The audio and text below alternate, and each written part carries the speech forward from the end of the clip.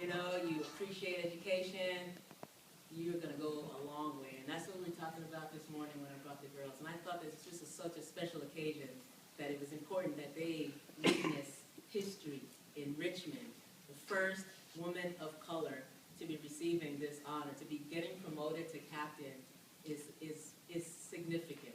You know, a few years ago, when I moved to Richmond, my partner and I, we were actually the victim of a home invasion. And this young man had done to, you know, our son's head and my chest and her chest, and it was scary.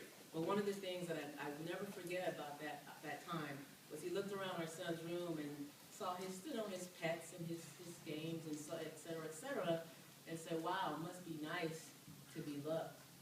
And I said, well, and that was very impactful to me, because it says, you know, our children are in pain.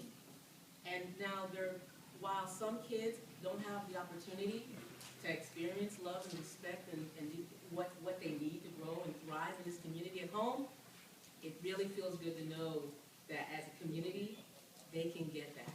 They can get it from our officers. They can get it from the community members like yourselves who are here. So although it may not come at home, we can do what we can do to be examples of how they can be in community. So I'm just really grateful and thankful that we have a very progressive police department, forward-thinking, out-of-the-box approach to reducing crime in our community. And that feels good, because I'm going to be living here for a long time, and I'm going to continue working with girls and boys, mostly girls, raising their self-esteem. But because I'm going to be doing this a long time, it feels good to know that when the chief is gone, we got Biza coming up, we got the other officers coming up. Is there something I should know?